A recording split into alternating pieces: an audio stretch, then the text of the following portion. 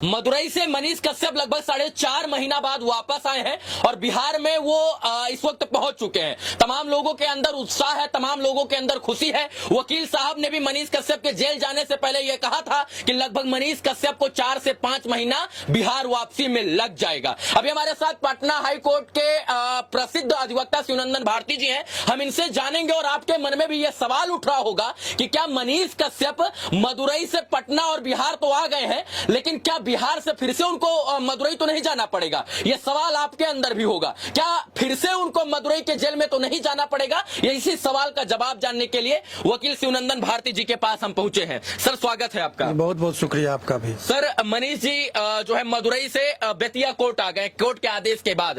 ये बताइए, मनीष जी को फिर वापस जो है मदुरई जाना पड़ेगा क्या? नहीं, सामान्यतः जो देखिए इनके ऊपर जो मुकदमे थे, जो पटना में भी एक केस है, एक ने अन्य केसों में भी इनका नाम दिया गया, बेतिया में भी केस था और सरेंडर वो चूंकि बेतिया के केस में किए थे, लेकिन दुर्भाग्यपूर्ण रहा इसमें प्रक्रियात्मक एरर कि जिस केस में वो सरेंडर किए वहां पर उनको गिरफ्तारी नहीं करके वो पटना इकोनॉमिकल ऑफेंस लाती है और फिर यहाँ से तमिलनाडु पुलिस लेके चली जाती है। तो जिस केस में वो 82 और 83 का प्रोसीजर को अनुपालन करना था, तो उनमें उनकी उपस्थिति नहीं दिखाई थी। तो इतने अवधि तक वहां पर वो चूंकि वो NSA लग जाने के बाद उनको नजरबंद करके रखा जाता है, लेकिन अब उनको इस केस में चूंकि बेल लेने से पहले रेगुलर बेल का मामला था, तो उसमें जब तक उनको प्रोड्यूस नहीं किया जाएगा तब तक बेल की प्रक्रिया आगे बढ़ नहीं सकती थी। मतलब किसी अपराधी को पहली बार कोर्ट के समक्ष फिजिकली प्रेजेंट किया जाता है? हाँ, फिजिकली। जिस केस में जी आप दिखाना चाह रहे मैं बेल लेने जा रहा हूँ, एक अभियुक्त पर बहुत सारे मुकदमे, अनेक मुकदमे यदि दर्ज हैं, तो जिस मुकदमा में आप बेल लेने जाते हैं तो उसमें आपको दिखाना होगा कि वो व्यक्ति उस केस में न्यायिक अभिरक्षा में लिया गया है, जो वहाँ के जुडिशियल मजिस्ट्रेट के द्वारा लिया जाता है। तो इसमें न्यायिक अभिरक्षा में इनको विधिवत दिखाया जाएगा कि इनको लिया गया है और उसके बाद वो अभी फिलहाल कुछ दिन के लिए नियम था बेतिया जेल में रहेंगे और उनको यदि ट्रायल के दौरान यदि आर्थिक अपराध इकाई को लगता है तो उसमें फिर बेऊर जेल में भेजा जाएगा इनको।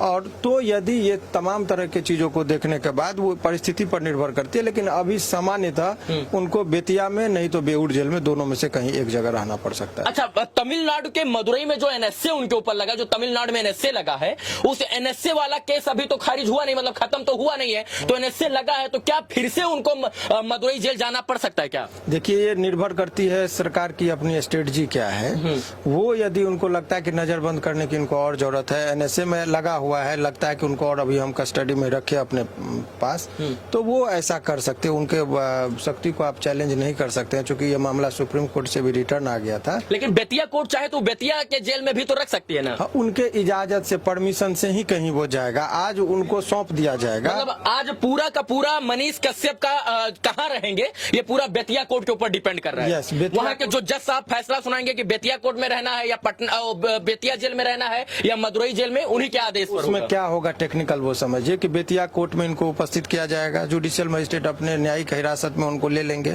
उसके बाद पुनः तमिलनाडु की पुलिस आवेदन देगी कि मैं इनको लेके जाना चाहता हूँ। अब उस पर उनको बताया जाएगा कि क्या जरूरी है, क्या खतरा है, माने जो भी चीज उनको लगेगा, या बताएंगे कि नहीं हमको इस केस में जरूरत है, इनको गवाही इनके खिलाफ होना है इत्यादि।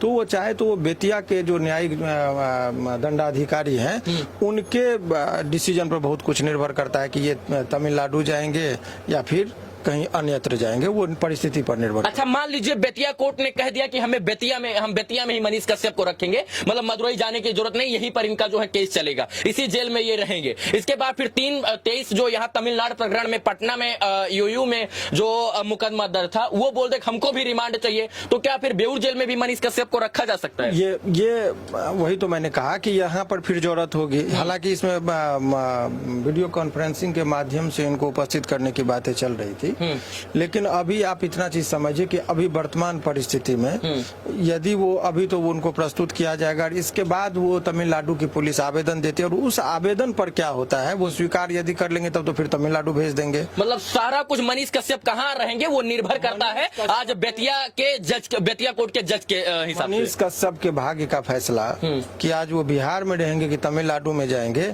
ये तमाम तरह का चीज निर्भर करता है बेतिया कोर्ट में कि उनके भाग्य आगे का फैसला आज वहीं पर हो जाएगा कि क्या होना है। शिवनंदन, लेकिन लोग जो बेसिकली जानना चाहते हैं कि मनीष कश्यप कितने दिनों में बाहर आएंगे, तो मैंने डे 1 से कहा था कि जो प्रक्रिया है उसमें 6 से 8 महीने का। हाँ, आपकी भी बात सर सत्य हुई। आपने कहा था जब से मनीष कश्यप की मार्च में गिरफ्तारी हुई, आपने कहा कि लगभग 4 से 5 महीने का समय लग जाएगा मनीष कश्यप के बिहार वापसी पर, और आपकी भविष्यवाणी सत्य हुई है। हाँ, तो वही। और जब आप रिलीजिंग की बात है तो चूंकि यहाँ पर इकोनॉमिकल ऑफेंस की थाना कांड संख्या 3, थाना कांड संख्या 4, जिसमें आपको भी उसमें अभियुक्त बना गया था, आप तो एंटीसिपेटरी बेल ले लिए, लेकिन उनका दुर्भाग्य रहा कि उनका अन्य केस में वो चले गए। तो अब उनको भी रेगुलर बेल में यहाँ से बेल तो मिलेगी, इसमें कहीं कोई दोहराई नहीं। आप जान लीजिए जो केस का नेचर है, जो डायरी को मैंने पूरा अवलोकन किया है, तो कहीं कहीं वो मटेरियल नहीं है जिसमें उसको एनएसए हटेगा और तुरंत इनको बेल मिलेगा। क्योंकि सफिशिएंट कस्टडी भी हो गया, कोई मटेरियल भी डायरेक्ट इनके इन्वॉल्वमेंट का नहीं अभी साक्ष्य संग्रह में आया है।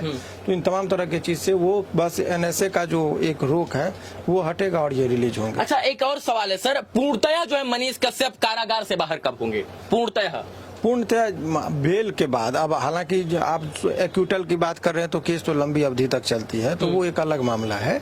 लेकिन अभी आपको मुझे लग रहा है कि 1 से 1.5 महीने के बाद वो पूर्णतः स्वतंत्र हो जाएंगे। चलिए, हमारे साथ पटना हाई कोर्ट के प्रसिद्ध अधिवक्ता शिवनंदन भारती जी थे। जब से मनीष कश्यप गिरफ्तार हुए थे, ये यही कह रहे थे कि मनीष कश्यप को बिहार आने में लगभग 4 से 5 महीने का वक्त लग जाएगा, और आज सच में इनकी भविष्यवाणी सत्य हुई है, यथार्थ हुई है। और कहीं ना कहीं आज 4.5 महीना बाद जब मनीष कश्यप बेतिया कोर्ट के सामने पेश होने के लिए सामने प्रस्तुत हुए हैं, तो तमाम समर्थक उनके वहां पर जिंदाबाद और इसके बाद फूल मालाओं से उनका स्वागत कर रहे हैं। लेकिन आज मनीष कश्यप के भाग्य का फैसला माननीय बेतिया कोर्ट के जज के ऊपर डिपेंड करता है कि वो रिमांड देंगे पुनः मदुरई जाने के लिए, या फिर उनको बेतिया के जेल में ही रखा जाएगा। अगर मान लीजिए तमिलनाडु पुलिस आवेदन देती है जज साहब के सामने कि हम इनको पुनः तमिलनाडु के मदुरई जेल ले जाना चाहते हैं, अभी हमको पूछना है, पूछताछ करनी है, इनके ऊपर केस है, और अगर बेतिया कोर्ट के जज साहब आदेश देते हैं कि भैया तुम तमिलनाडु ले जाओ, तो फिर मनीष कश्यप को तमिलनाडु से जाने से कोई नहीं रोक सकता है। लेकिन बेतिया कोर्ट के जज साहब अगर ठप्पा लगा देते हैं कि मनीष कश्यप को जो है मदुरई नहीं जाना है, बेतिया जेल में ही रहना है, तो मनीष कश्यप को कोई मदुरई नहीं ले जा सकता है। तो आज का फैसला, मनीष कश्यप के आज के भाग का फैसला सब जज साहब के हाथ में है और माननीय न्यायालय के हाथ में है। बाकी आप क्या सोचते हैं इस वीडियो के बारे में और मनीष कश्यप के बारे में? अपनी प्रतिक्रिया जरूर दें। इस वीडियो को देखने के लिए धन्यवाद। जय हिंद।